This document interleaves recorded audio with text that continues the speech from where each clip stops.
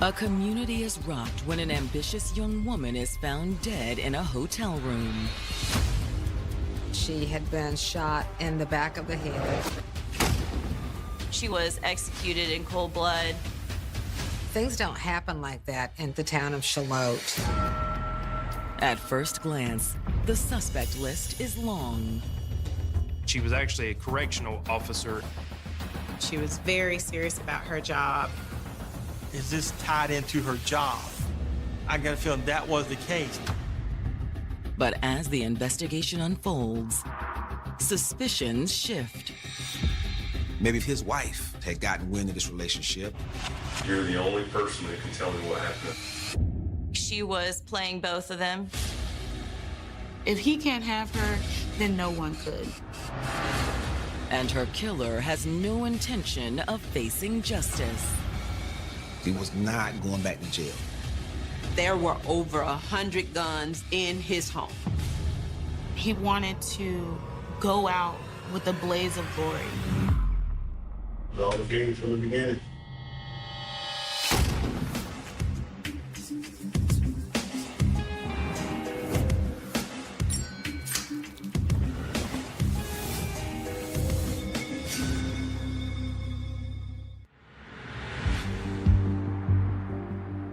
July 20th, 2020.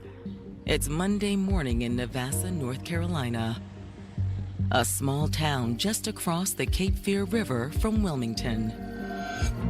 It's a relatively small community in Brunswick County. Population with about 2,000 to 3,000 people. It's 95% African American, about 3% white and 2% Hispanic. But most of all, Nevada was a really nice place to live. But this morning, one Nevada native, 23-year-old Kiana Graham, has gone missing. Kiana worked as a correctional officer at the Pender Correctional Institution. She was scheduled to work a mandatory overtime shift the night before.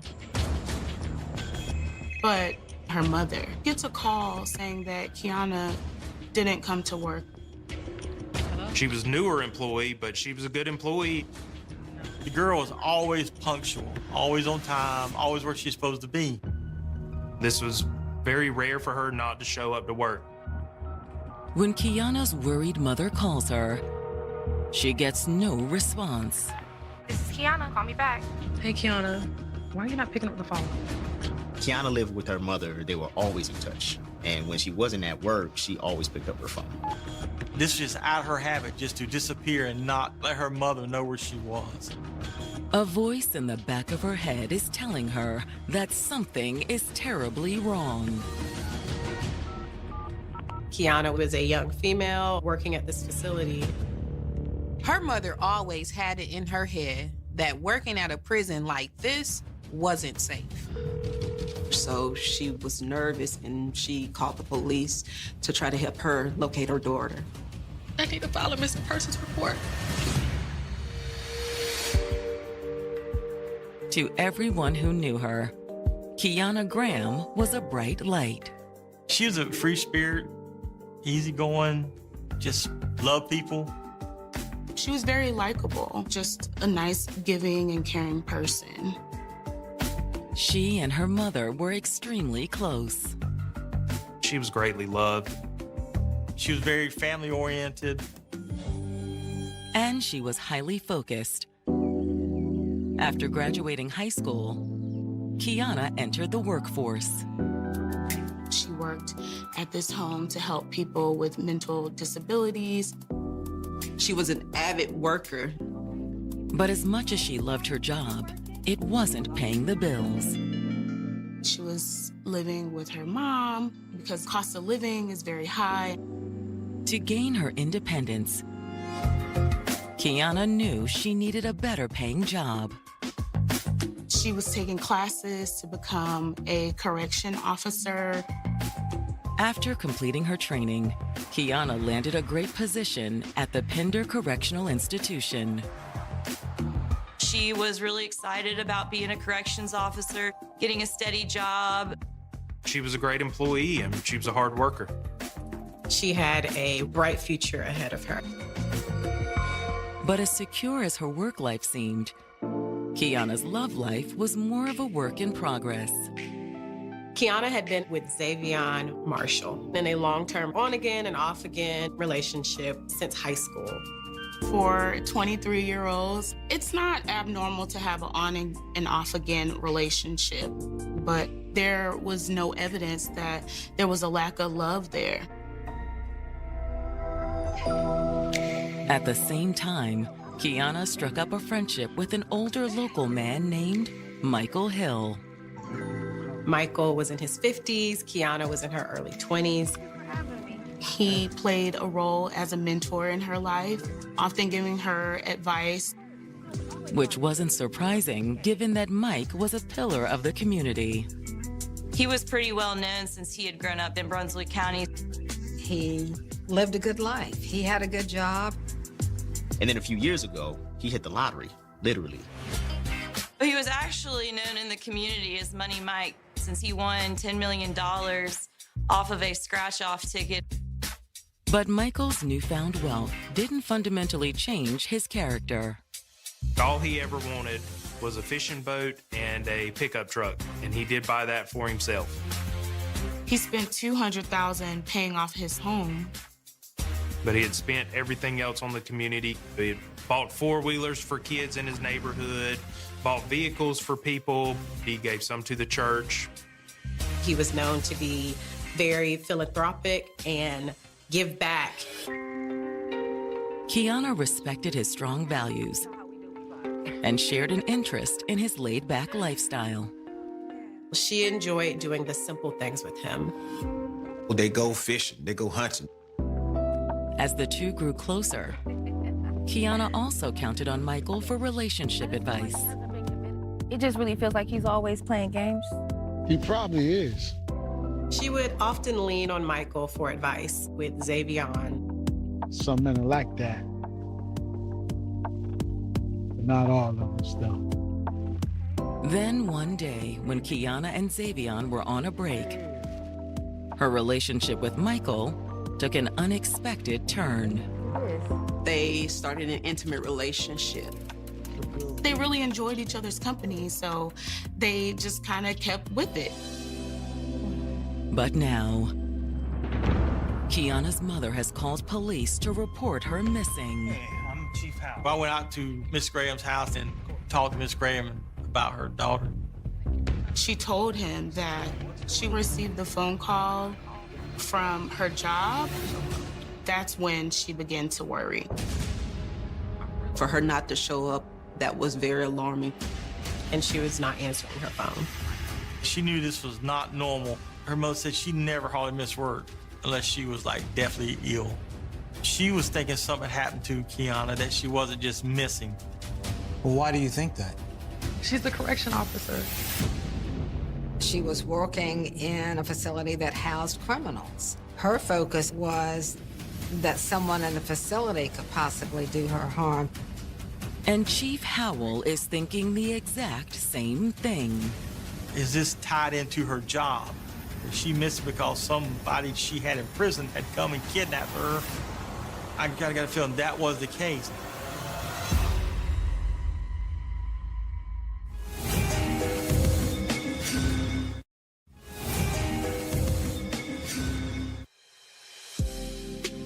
"23-year-old Kiana Graham was enjoying spending time with 52-year-old lottery winner Michael Hill.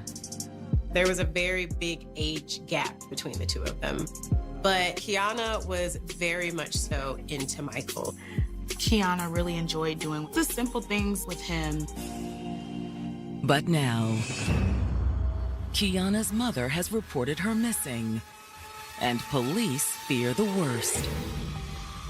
She was a correction officer.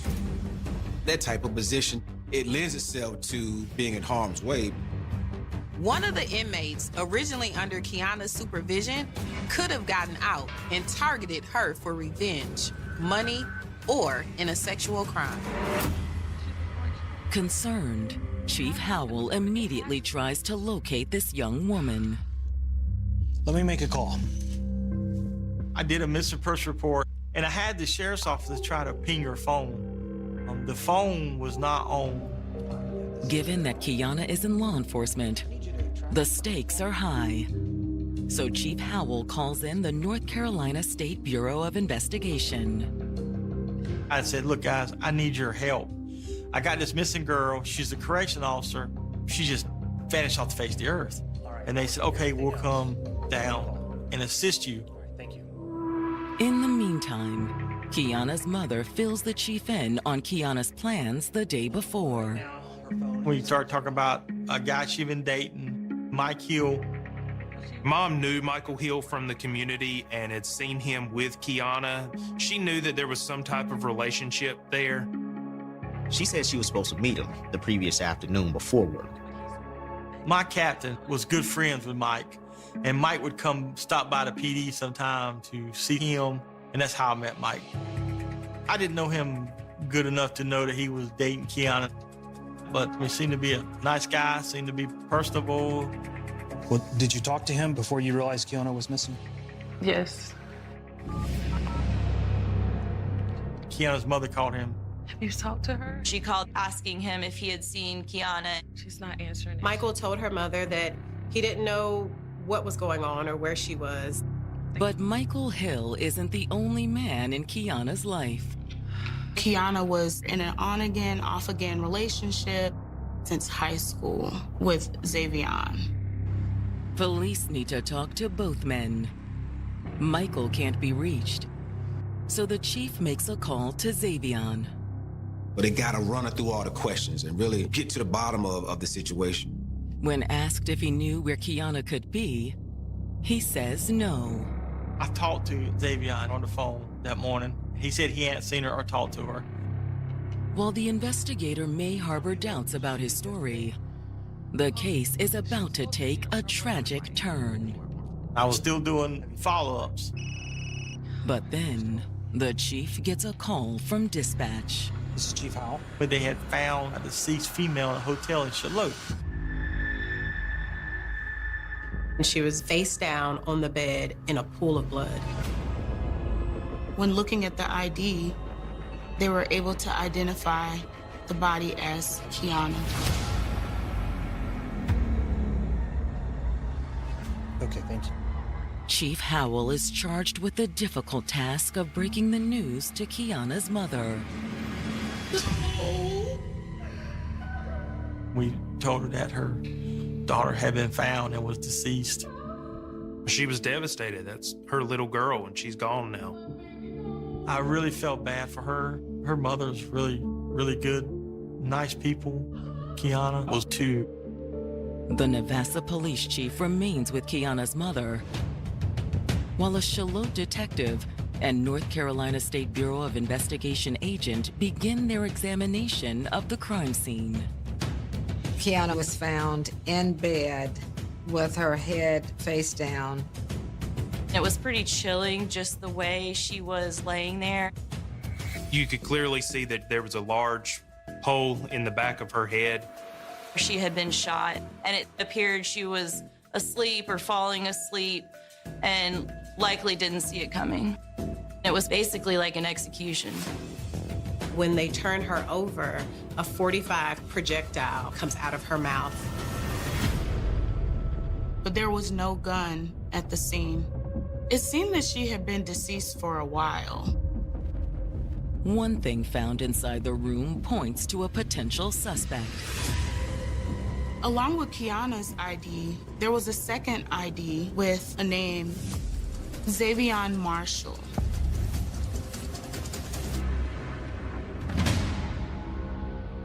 That's when Chief Howell arrives at the scene. He shares some information with them.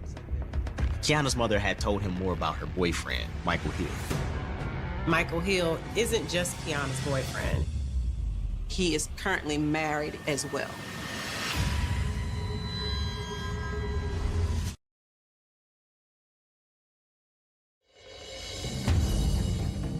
Police in Charlotte, North Carolina have only begun to investigate the complicated murder case of 23-year-old Kiana Graham. At first, Police thought she had been targeted because of her job as a correction officer. But now, they aren't so sure. Check this out. Inside her hotel room, they found the driver's license of a man named Xavier Marshall. Chief Howe, who had questioned Kiana's mother, was able to tell them that he was an on-again, off-again boyfriend of Kiana's. But that isn't all. He also reveals that Kiana was dating a man named Michael Hill. Which immediately leads police to consider a possible motive. There might have been a love triangle. But the plot thickens because Michael is also a married man. Did Michael's wife find out about his affair and relationship with Kiana? Did she want revenge? Investigators hope requesting the hotel surveillance footage will provide some answers. The hotel had a video system. They were pulling all of the surveillance footage to see if anyone came in and out of the room. In the meantime, police confirm the hotel room was registered to Michael Hill. At this point, it is now their #1 priority to find Michael Hill. As police try to locate him, news of the murder spreads through Charlotte. It's a small community, low crime area. People are close. That murder really shook the town of Charlotte. So as soon as detectives track Michael down, they bring him in for questioning. He was calm and cool. They started by asking him about his relationship with Kiana. They want him to paint a picture of what their relationship was like. He's just a straight shooter. He just owns up to it, totally. Her and Mr. Hill had an ongoing, on and off again, romantic relationship. How long you guys been off and on now? About a year and a half. Yeah. Year and a half.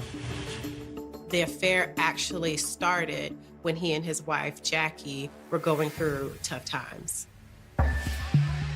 Michael describes his relationship with Kiana as a breath of fresh air. She was a really nice person. He said that they enjoyed doing many things together and just living a simple life. And he said that she was one of the few people in his life who didn't want to run his pockets. Sound like you really loved her. I was in love with her. The investigators wonder if Kiana felt the same way. She swore down she was in love with me. Though Michael admits one thing made him doubt the sincerity of Kiana's feelings. Her relationship with Xavier Marshall. She would only reach out, according to Michael, when she was on the outs with Xavier. Have they been on the outs recently? Yeah, the whole reason we even got together this particular time, but she was like, I don't know, I might give him a chance. I'm like, why would you even go running back to this guy? See, she was since high school. But then she'd be like, you get on my nerves. And even then, she never completely cut Xavier off. Kiana was still communicating with Xavier, chatting on and off again through social media platforms, which caused a lot of the tension with Mr. Hill. He just got really, really tired of it. After that, I was like, man, you love that guy. You might as well just go ahead and do it. Finally, Michael says he gave Kiana an ultimatum. It was coming to a point where it's like, listen, you know, you are my lady. And this other guy, Xavier, he needs to get out of the picture. But Michael says Kiana refused to commit. So 3 weeks ago, he'd ended the relationship. Sound like Kiana just didn't know what she wanted. Kiana, it's a mixed bag because I don't know if she know what she wants. He couldn't deal with it anymore. That's it, I'm done. After that, Michael claims he had no contact with Kiana until Sunday. She texted him saying that she missed him and she really wanted to see him. And he told her that they could get together the next day. According to Michael, he agreed to make a reservation for them at a hotel. This was something that they often did. You check in around 10:30, then you go wait in the parking lot. She shows up around 11:30. You guys go in. They'd meet up and just enjoyed each other. Michael said he stayed with Kiana as long as he could, but when he left, she stayed at the hotel. Her plan was to get some shut-eye before she had to go to work that night. So detectives need to determine what time Michael left the hotel. Yesterday I want to say about 2-something. About 2-something yesterday. And he says that when he left, Kiana was alive and well. Michael said he didn't know that anything was wrong until he got a phone call from Kiana's mother asking where her daughter was. Michael is taken aback because Kiana said she was going to go to sleep and go to work. Once again, he told Kiana's mother that he had no idea where she was. But it wasn't long after that he received a call from a friend with shocking news. From who? This friend of mine called me and said, man, do you realize that they found Kiana dead? Who do you think could have done this? I don't know, man. Did you kill her, Mom? I didn't kill her. In fact, he insists investigators are barking up the wrong tree. Michael explains the guy you probably want to be talking to is Xavion. Kiana had told him he was crazy.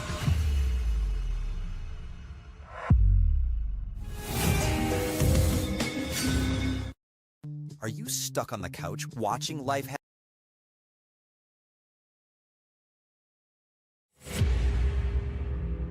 In Charlotte, North Carolina, Michael Hill, the boyfriend of murder victim Kiana Graham, has told police she was afraid of the other man she was seeing, Xavion Marshall. On one particular occasion, she contacted Michael to let him know that she was concerned because Xavion was stalking her. And he asked Kiana, do you need me to come and handle this situation, come get you? She's like, no. I'm on the phone with her. I said, listen, man. I said, I can call somebody. She said, no, I said, do you want me to come over there? She said, no, it don't make things worse. But Michael says that recently, things had worsened between Kiana and Xavion. He says just days earlier, Xavion wouldn't let her out of the car during the argument. He said Kiana actually had to call the police on Xavion.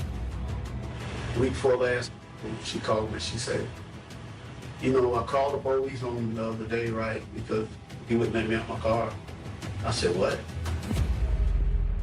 Could Xavion have followed Kiana to the hotel and killed her? Maybe Xavion found out about Kiana and Michael and came to the hotel and in a jealous rage, killed her. There is already evidence Xavion may have been there. They found Xavion's ID in her purse. And he could have easily learned she was there for a tryst with Michael. Do you own any guns or? The country boy. Everybody owns guns. He said Xavion, being a country boy, he carried weapons just like himself. But investigators can't be sure Michael is telling the truth about Xavion. Maybe Michael's wife has gotten wind of this relationship. Maybe she is the one who committed this crime. Does she know anything about that? He immediately cuts them off. Michael informed the officers that his wife didn't know about Kiana. He was sure that she had nothing to do with this.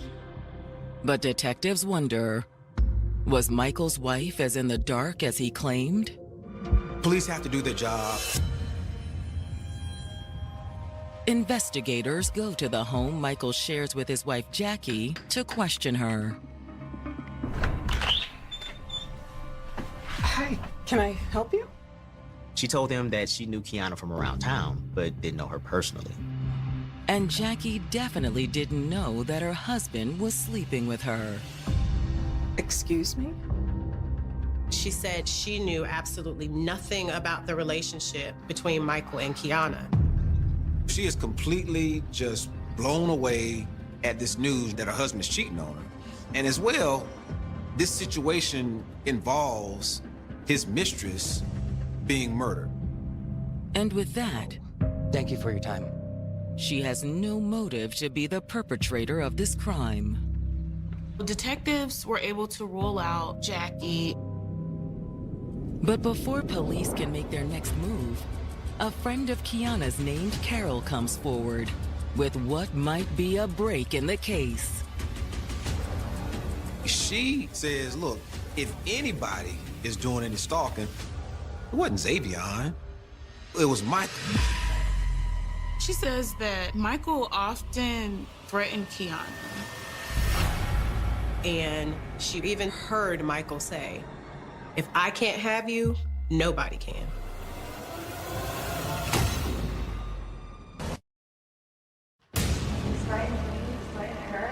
In Charlotte, North Carolina, a friend of Kiana Graham's has just told detectives that Kiana had an abusive relationship with Michael Hill.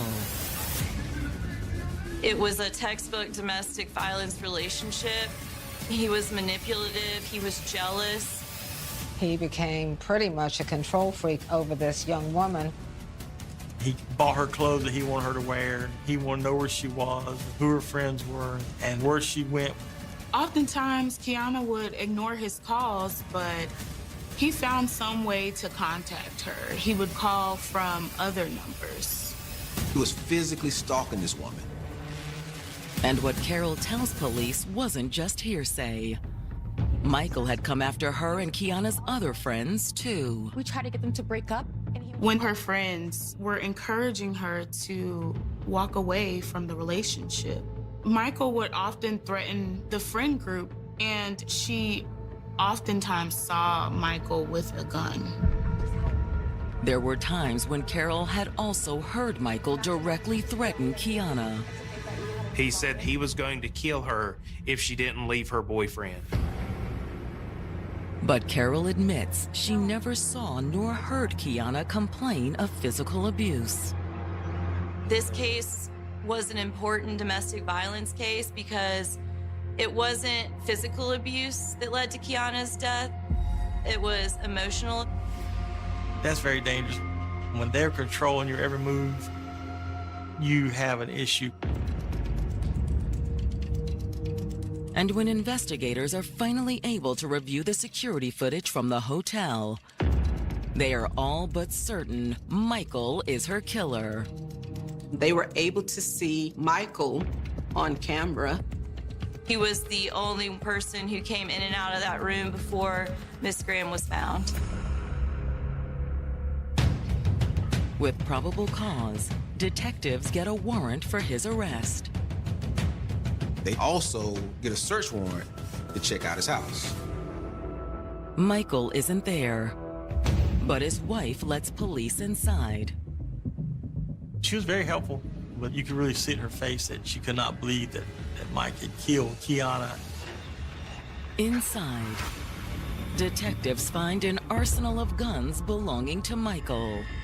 They found over 100 guns. More confident than ever, detectives use cell phone tracking data to pinpoint their suspect's location. They tracked his phone to Southport. He was at the waterfront. Worried he could be armed and dangerous, investigators employ a secret weapon. Chief Deputy Charlie Miller. He knew Mr. Hill from the community. They grew up together, actually several houses down from each other. He actually approached Mr. Hill first since he knew him. I'm sorry, man, but you're under arrest. He doesn't resist. He doesn't give him any problems. He lets them take him on in. We're very grateful that he is the one that found him. Especially because inside Michael's truck, there's evidence this could have ended differently. He had several firearms loaded at the time. One was a pistol and one was the assault rifle. We believe that he was planning suicide by a cop. Continuing our coverage tonight. News of the arrest shakes this small community. When people started learning about what happened to her, there was a lot of people that were really upset and having a hard time with this. For him to kill her because he was jealous and had no control over her at that point was horrific. Face to face with detectives, Michael continues to insist on his innocence. He still denies it. He says he didn't kill Kiana. That's when investigators confront him with the video evidence against him. They say, look, you're the only person we see who had gone in and out of that room. You're the only person that can tell me what happened in that room to the woman he loves. His whole demeanor changed. Mr. Hill sort of put his head down and sighed and then began to tell the truth of what actually happened. You expect things to change, and then you wake up, figure it all out, all the games from the beginning. Michael resented Kiana. He was willing to walk away from his wife, who was a loving woman, to be with her. And I really fell in love with her. I fell in love with her. But she wasn't in love with nobody. Really? Yeah. She was telling him that she was in love with him. Yet he would oftentimes find her communicating with Xavion in his presence. He was very jealous. He felt like Kiana was playing him. And though Michael previously told police Kiana wasn't after his money, he now claimed she was. How much money you think you spent on her? A lot. A whole lot.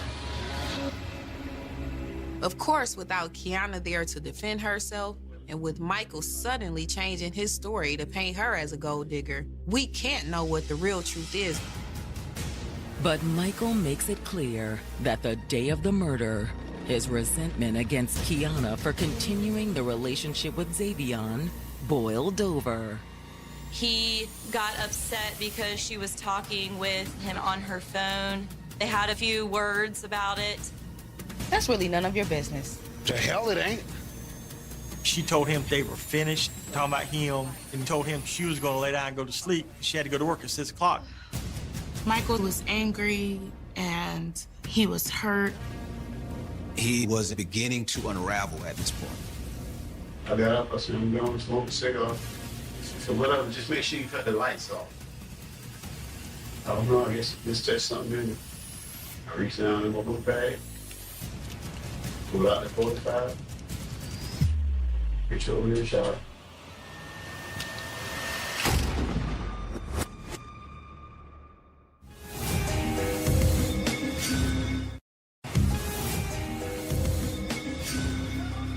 The biggest thing I take away is that domestic violence can touch everyone and anyone.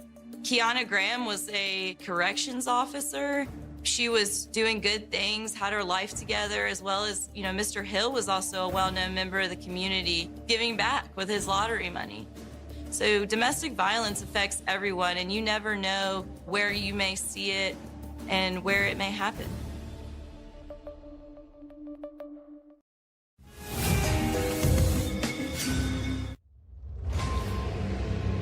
52-year-old lottery winner Michael Hill has just confessed to shooting his 23-year-old girlfriend, Kiana Graham, in a jealous rage over her talking to her on-again, off-again boyfriend, Xavion Marshall.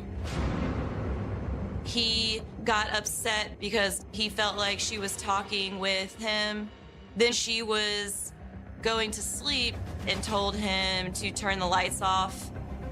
He pulled out the .45 that he had in his bag and he shot her in the back of the head. She did not have an opportunity to fight back. She never saw it coming. Did you check the 6 years date? I didn't even look at it. I didn't look. He grabbed his things and he walked out of the hotel room. Fleeing the scene, Michael was sure he'd be stopped. There were people in the hallway. However, they must not have heard the noise or thought it was something else. Michael says he immediately went to dispose of the gun. Where'd you throw it out again? Down in the river. He went down a dirt road in Navassa and threw the gun into the Cape Fear River there. After that, Michael says he couldn't face going home. He said he drove around. And he spent the night in his truck. Cash out. Then he hatched a plan. Michael explains he had been in prison before. In the 80s and 90s, he had been convicted of some property crimes and a robbery. I'm not going back to prison. So I can't live in prison. So he went and bought firearms as part of his suicide by cop plan. He was planning to jump out of his vehicle with a firearm and pray that the police would shoot and kill him. But when he saw Charlie Miller, he said he couldn't do that to his friend and gave up without incident. It could have been a much worse situation. We were very grateful that it ended the way it did. Continuing to build their case against Michael, investigators try to locate the murder weapon. Brunswick County Sheriff's Office come out and assist with a dive team. Those deputies and those officers dove 3 or 4, maybe even 5 times trying to locate the firearm.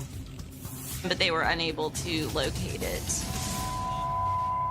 On July 21st, 2020, Michael is charged with first-degree murder. An element of first-degree murder is that there has to be premeditation. Michael claims that he killed Kiana in the heat of the moment. It wasn't planned, but premeditated murder is not just the act of planning it out, but also thinking about it. Michael Hill in the past said that he was going to kill her if she didn't leave her boyfriend. So the prosecutor in this situation believed that first-degree murder was appropriate. With Michael behind bars, the community mourns Kiana's loss. There was a lot of love support for Kiana. She had a good-sized funeral. As the case moves to trial, Michael surprises everyone by enlisting a public defender.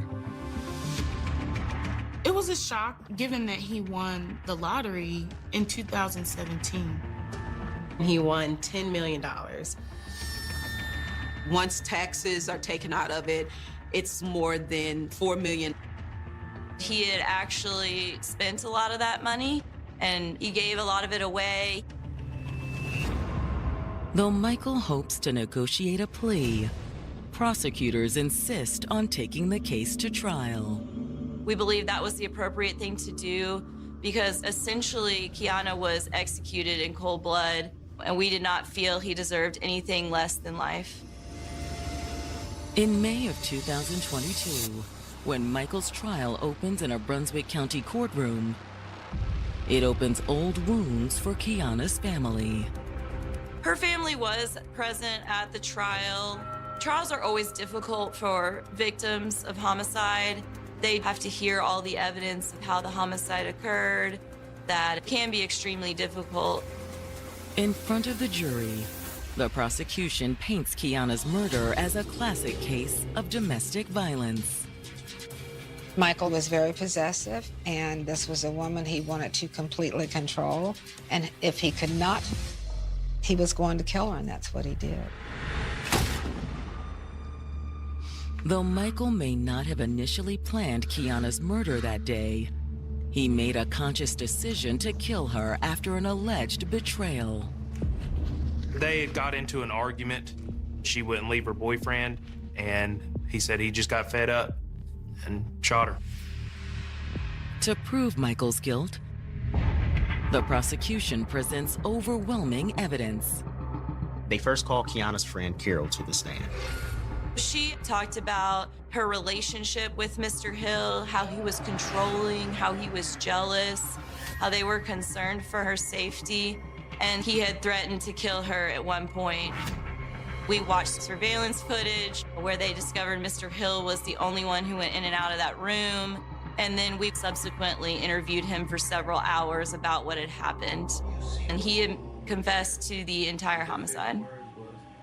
Given the facts, it's no surprise when the jury returns with a guilty verdict. He was found guilty of first-degree murder, and he was sentenced to life in prison without the possibility of parole. Although Kiana's family is satisfied with the verdict, no punishment will ever be enough. There's really no justice that can bring back the life of an individual. She was cheated out of a whole lot, and her family and friends were cheated out of the opportunity to see what she would become down the road. She'll be missed in the community and is missed to this day. Reconnecting with a first love is worth sitting behind bars. January 1st, 2017, Buffalo, New York. The sun dawns on a new day and a new year. Buffalo is on the Great Lakes, Lake Erie, and very close, within 20 miles to Niagara Falls, which is one of the wonders of the world. Buffalo is a beautiful community with very caring people. Unfortunately, it's a very segregated city. The East Side is Buffalo's African-American central hub. It's a resilient community. It's a community that, especially in the last few years, has been through quite a lot. Shortly after 10 a.m., a 911 call comes into the Buffalo Police Department after shots ring out on the east side of Buffalo. When officers respond, they find a woman on the front porch of the home, lying face down in a pool of her own blood. She had apparently been shot multiple times. Police check for signs of life, but it quickly becomes apparent the victim is dead.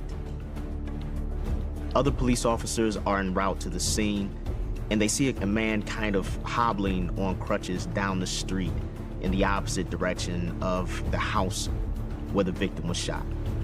Finding this suspicious, the officers jump out of their vehicle and stop him. The man says his name is Wilbur Livingston, and he's the one who called 911.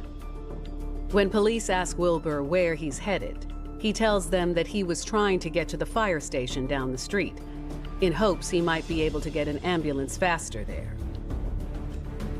That is when Wilbur explains to the officer that he lives at the home where the victim was found.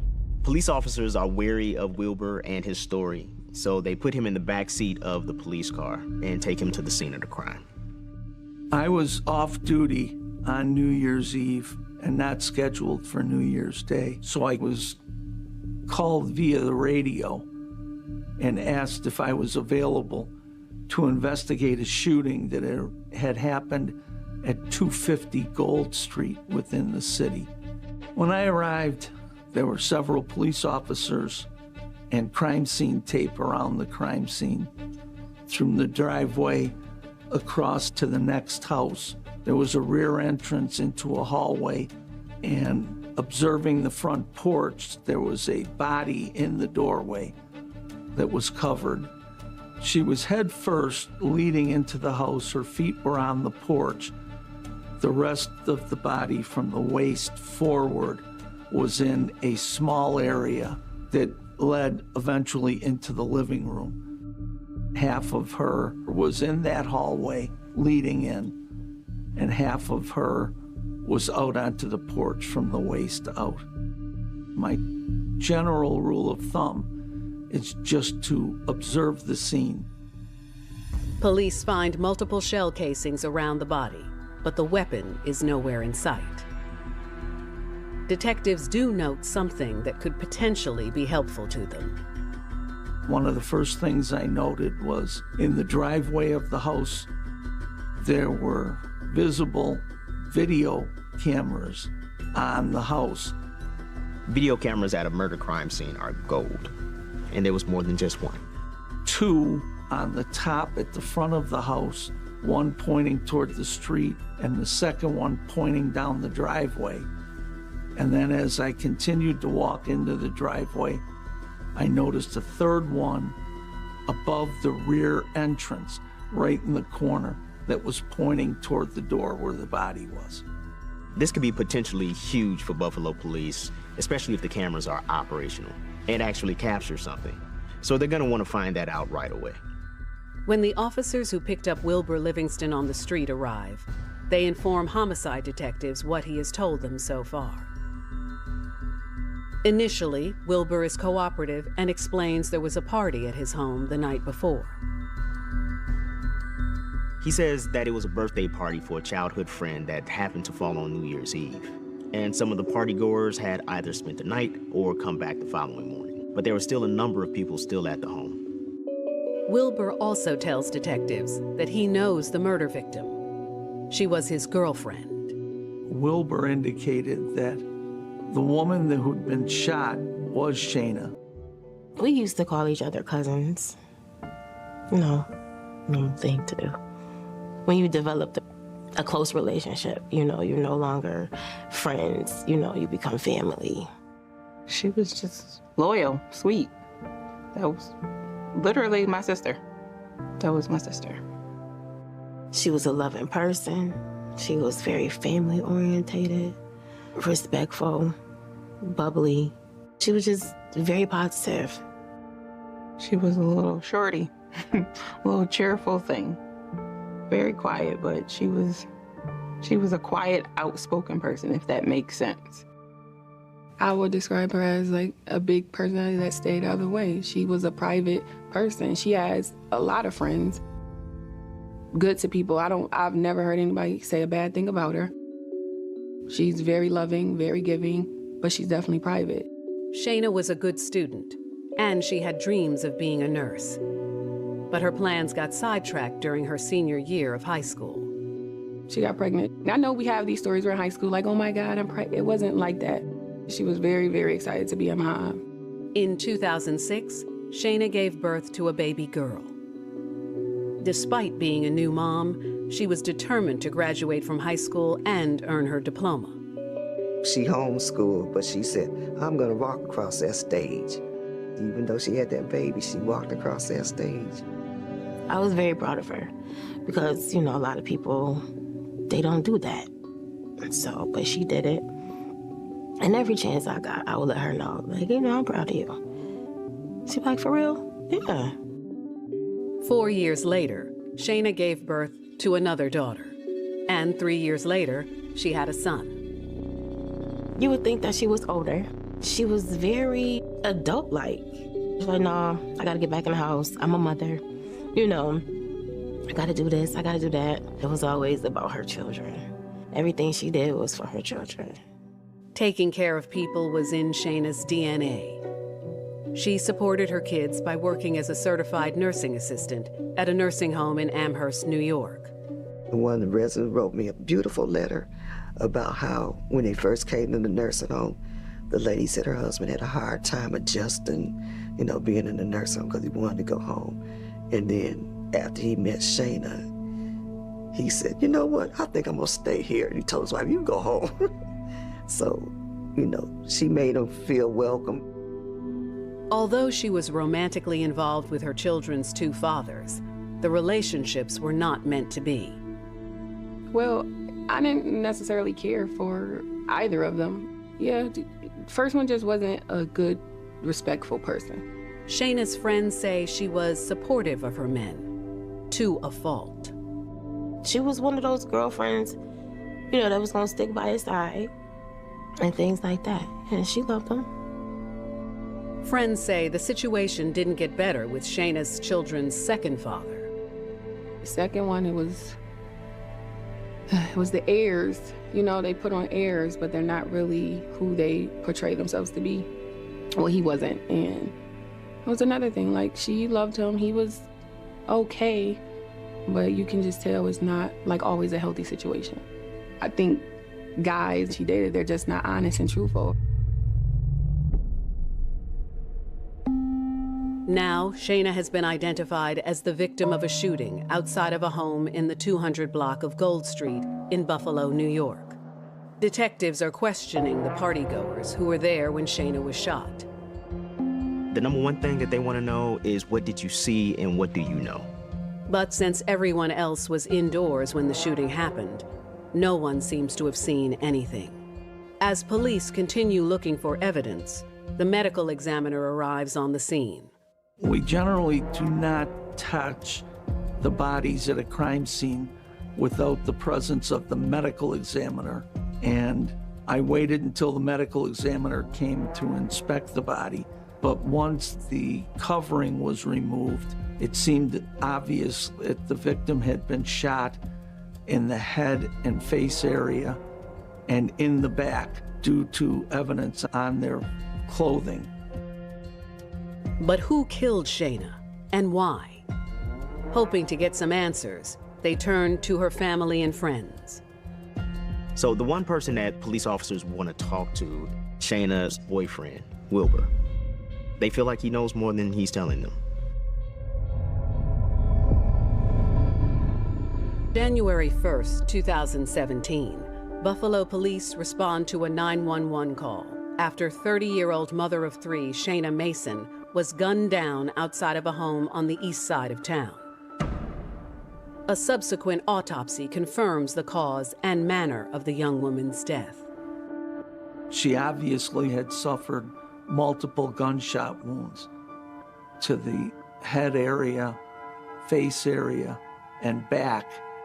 What's clear to investigators is that this was no accident. Someone specifically targeted Shayna and wanted her dead. But why? Hoping to get some answers, they turned to her family and friends. Homicide detectives will tell you that one of the hardest parts of their job is having to inform the family members of murder victims about their death. It's an essential part of their job to not only inform them, but also to find out if they have any information involved in the case. Detectives learned Shayna lived with her mother, Pauline Mason, who had been helping her raise her three kids. When they go to Pauline's home to deliver the tragic news about her daughter, she is devastated. That was my only child, so there's no other child for me. And she left at 30. Shanna's mom tells police officers that she doesn't know anyone who would have beef with her daughter. She has no idea who would want to hurt her daughter like this. Pauline tells police that Shayna had been working as a nursing assistant at a nursing home in Amherst, New York. She says, according to Shayna's co-workers, she was on her break at the time of the shooting. Apparently, Shayna had been at a party at 250 Gold Street the night before, on New Year's Eve. She left the party to go home at some point, but she left her phone there. The phone was downstairs. She left it there charging from the party. I guess she just went back to get her phone the next morning. By now, police have learned the party was at the home of Shayna's boyfriend, Wilbur Livingston. Wilbur Livingston and Shayna Mason had known each other for a long time. They grew up together on the same block and dated off and on since they were teenagers. We met Wilbur at 12, and he lived on the street with his mother and dad. His dad, I think, lived a couple houses down from where they lived at. And I just knew him from her. That's how I met Wilbur.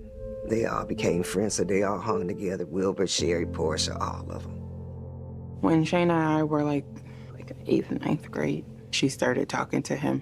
I did my first double date with her and his stepbrother at Darien Lake. According to Wilbur, it was just puppy love, and they didn't get serious until they were adults. He moved away for a while, and then he moved back when he was around 21, and that's when things got serious between the two of them. He'd go away for a while, come back, and it was like they were back like nothing changed. From my understanding, they was in love. It's just, I love him. He would be over and he would make her smile and things like that. That's all that matters in a relationship when you know that your friend has gone through so much, and just to see her happy, that means a lot. But Shayna's mom was not as hopeful about her daughter's reunion with Wilbur. I talked to Wilbur and I said, if you're back in her life, she don't need no problems. He said, no, I ain't gonna give her no problems. I guess the problem was wait to come. By most accounts, Wilbur wasn't a horrible guy, but he may not have been as upwardly mobile as Shayna. And he did get involved with selling drugs at one point. And Shayna's mom and friends thought that she could do better, that she deserved better. But Shayna always seemed to gravitate back to Wilbur, her one true love. Sometimes you hold on to your first loves. It's hard to let go. You come across other people, but you still have those feelings that you had in the beginning. Homicide detectives have issued an order to obtain the security cam footage from outside of Wilbur's home. While they wait, they dig up all they can about Shayna's last hours, leading up to her untimely death. Buffalo police are investigating the murder of 30-year-old Shayna Mason after the mother of 3 was gunned down on Buffalo's east side on New Year's Day. They've asked her boyfriend, Wilbur Livingston, to come to the station for an interview. But once he arrives, he refuses to answer their questions. With no choice but to let Wilbur go, investigators turn their attention to the security cam footage, which they've just learned is ready for them to view. I don't think anyone is prepared for what they're about to see. As we viewed it, I was able to see a car pull up in front of the house. It was a white, newer model sedan, and a single African-American female exit the driver's side, walk toward the house, and down the driveway. She had what appeared to be a handgun in her right hand. Now, this woman is moving toward the front of the house, toward the front porch. And so now they have to switch the angle of the footage. That's pointing directly at the front porch. When detectives do, they see another woman standing on the front porch of the home. Based on the pictures that they've now seen, police officers know that this is Shayna Mason that's standing on the front porch. And a woman with a gun is coming up the front steps, pursuing her aggressively. The body language of the woman on the porch and the one entering the stairwell, they appeared to be talking or yelling at each other. There was no audio, so I couldn't tell. Police see Shayna pick up a shovel in her hand for protection. Shayna was trying to get away from this woman, but it appeared that somehow that door was stuck or locked somehow. And the woman that went up the stairs then lifted her arm up where the gun was visible and fired a shot. Shayna is struck in the face. A second shot came out rapidly and appeared to hit her in the back of the head. Shayna immediately slumps to the ground. She fell flat on her stomach, chest, and face, and the person who fired the shots continued moving forward and fired multiple more shots into the victim's back. Even the most hardened veteran detectives were stunned by what they saw. It was brutal. It was just brutal. It was an execution. Shayna Mason didn't stand a chance. Detectives see Wilbur, who has frantically opened the front door, now standing on the front porch. He is yelling at the shooter. There's no audio, but he is screaming at her. It looks like he's saying, "What the F did you do? What the F did you do?" The shooter runs down the porch steps, jumps in her car, and flees the scene, with the gun still in her hand. After viewing the footage, there's no question that Wilbur was not the shooter. But who was this woman? Clearly, Wilbur knew this woman, and he knew that she shot Shayna. Why was he protecting her? Police are interested in re-engaging with Wilbur. It's obvious that he has the answers that they need. Most importantly, detectives want to identify the woman in the security cam footage, the woman who killed Shayna. This woman just committed cold-blooded murder on camera. And as far as they know, she's still armed and dangerous. Buffalo homicide detectives have obtained and viewed security cam footage from outside the home where Shayna Mason was killed on the morning of January 1st, 2017. It reveals an African-American woman opening fire on Shayna and shooting her multiple times. The footage also captures Wilbur Livingston engage in a verbal confrontation with the woman before she flees the scene. When investigators reach out to Wilbur again, they explain they have seen the security cam footage. This time, he is willing to talk. Wilbur confirms that he knows the woman who shot Shayna, and what's more, he knows why. Wilbur tells investigators the woman they're looking for is Nadia Whitaker, and that she is his ex-girlfriend. He says Nadia killed Shayna in a fit of jealous rage. 33-year-old Nadia Whitaker grew up in Buffalo, New York. She was a single mom. She had a 14-year-old son. Like Shayna, Nadia had dreams of being a nurse, and she worked as a licensed nurse practitioner. Also like Shayna, Nadia had known Wilbur Livingston since they were kids. Nadia and Wilbur met in high school at the age of 14. They were friends in high school, but after their junior year, several years went by before they would see each other again. Nadia got pregnant in high school, so she had to take a break. In 2007, Wilbur and Nadia ran into each other, and they exchanged numbers. Eventually, they started dating. They got quite serious. They moved in together, and there were even talks of marriage. For Nadia, there was no question Wilbur was the one for her. But Wilbur started having second thoughts about their relationship. They were growing apart, they were constantly fighting, and Wilbur wanted out. When Wilbur moved out and broke things off with Nadia, she was devastated. Not long after that, Wilbur connected with Shayna, and they started dating. This further crushed Nadia, who was still heartbroken over losing Wilbur. Nadia refused to accept it, and obviously she would do anything to get him back. Wilbur tells investigators that the night before Shayna was killed, he was hosting a birthday party for a childhood friend. He said Shayna was invited to the party, and she even baked the cake.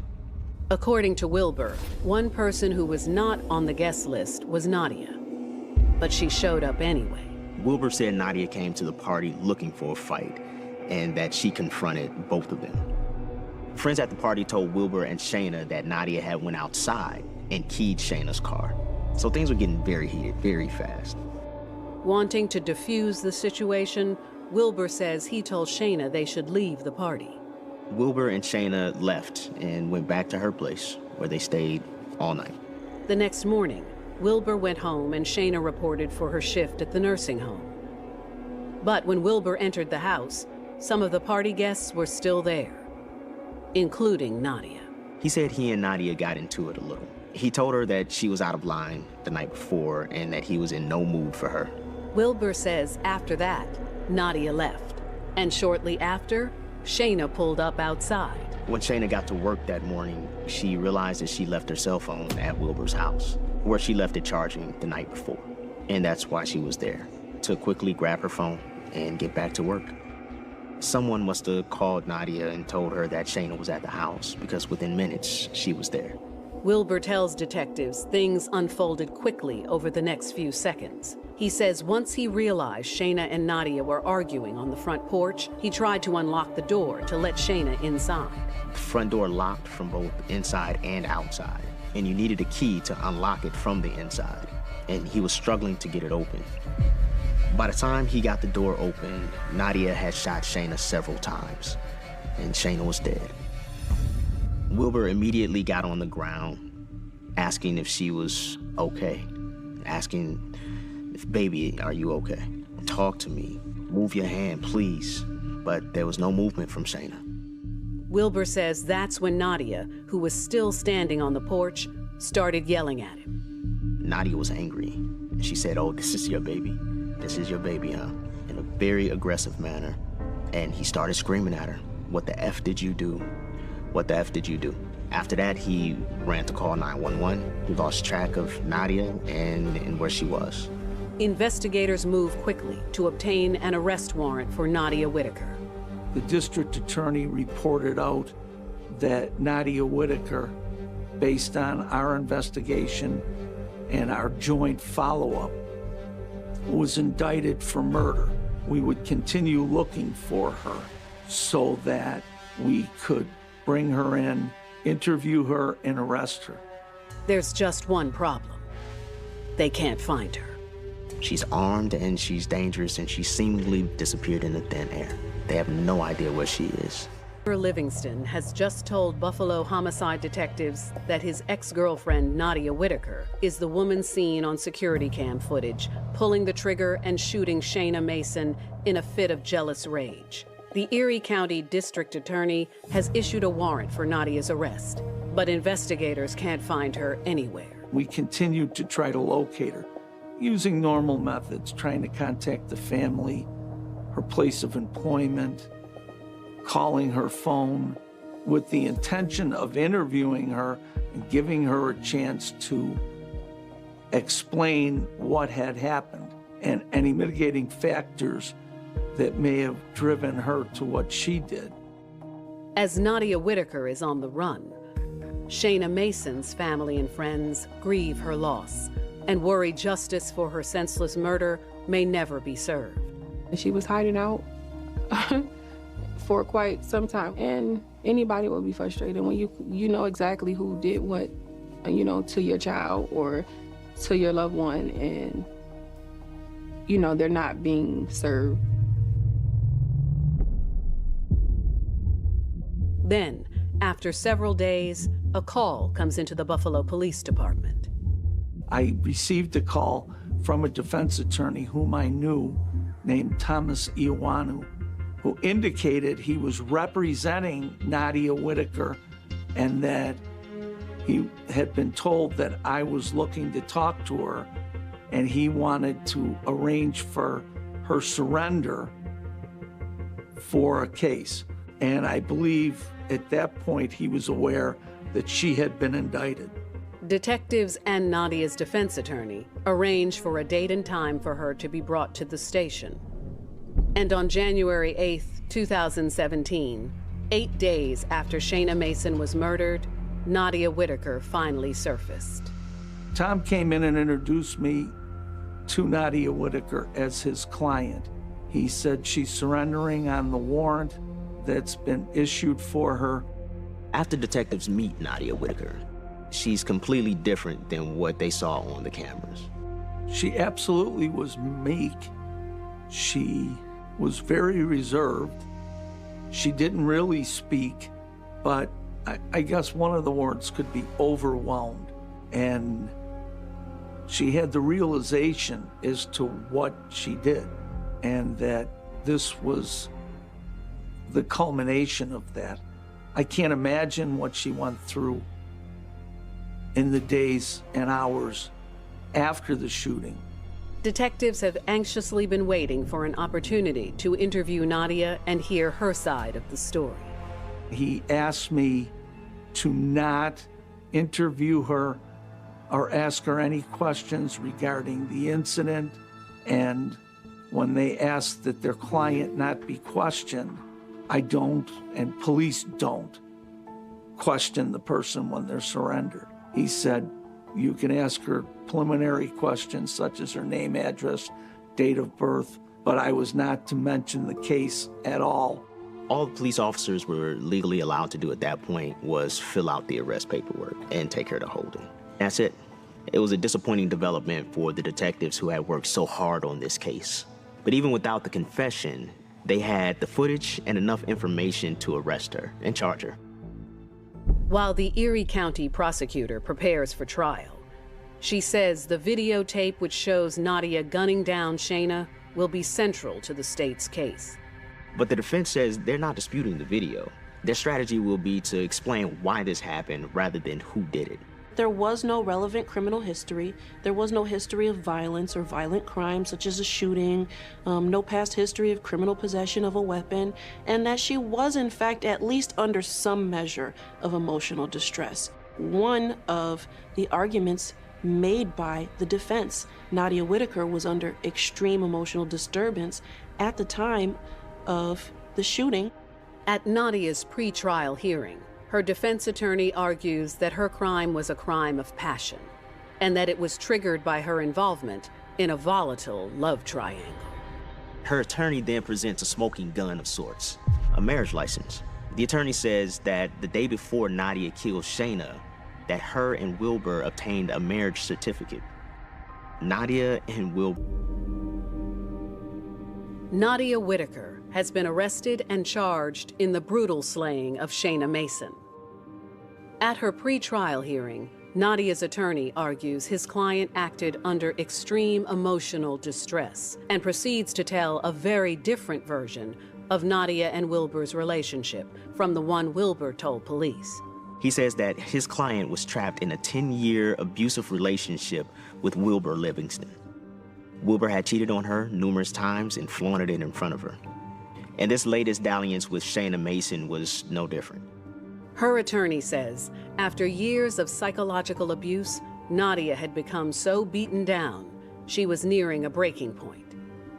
But on December 30th, 2016, Wilbur promised her he was changing his ways. He proposed to her, which apparently had not been the first time he had done so. This time, they actually got a marriage license. So Nadia had planned to announce their engagement at a party the next night on New Year's Eve, but Wilbur never picked her up for the party. Distraught, Nadia went to the Gold Street house, hoping to talk to Wilbur.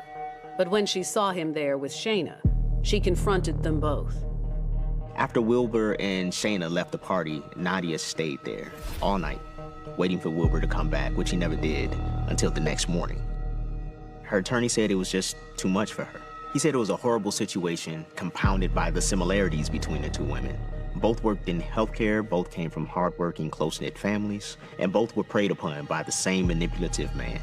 3 mental health experts who examined Nadia determined she was suffering from extreme emotional disturbance when she fired the gun.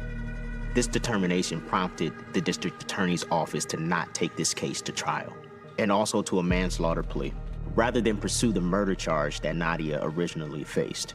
Instead of a possible 25 to life sentence, the maximum she could get was 25 years in prison. For Shayna's friends and family, who attended all of the pretrial proceedings, this was another blow.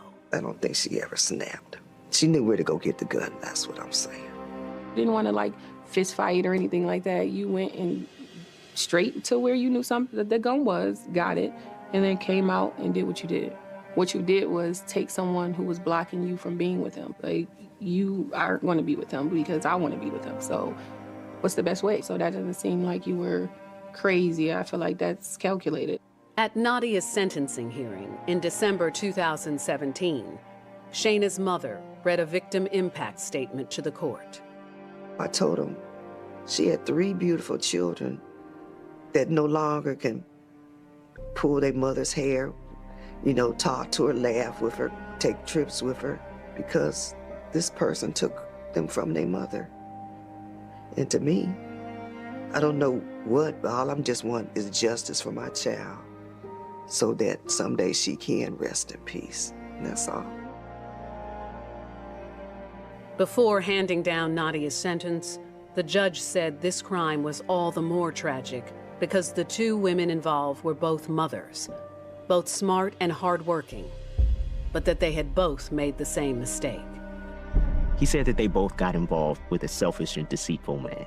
Then speaking directly to Nadia, he said, "You know, I never wish this on anyone, and I don't condone violence, but you shot the wrong person."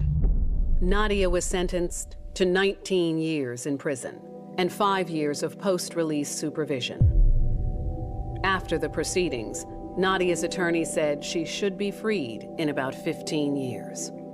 It wasn't without criticism. There was some pushback in the local news and the local media, perhaps that maybe the sentence potentially was too light. But if you're the judge and you have all of the evidence and factors available to you, I could see how a judge could come up with 19 years. Shayna's friends and family were outraged over the sentence. She could see her son anytime she wants. My kids could never see their mother again. They never get to laugh about when they used to be together, things they do. I was angry. I think I was more angry than hurt.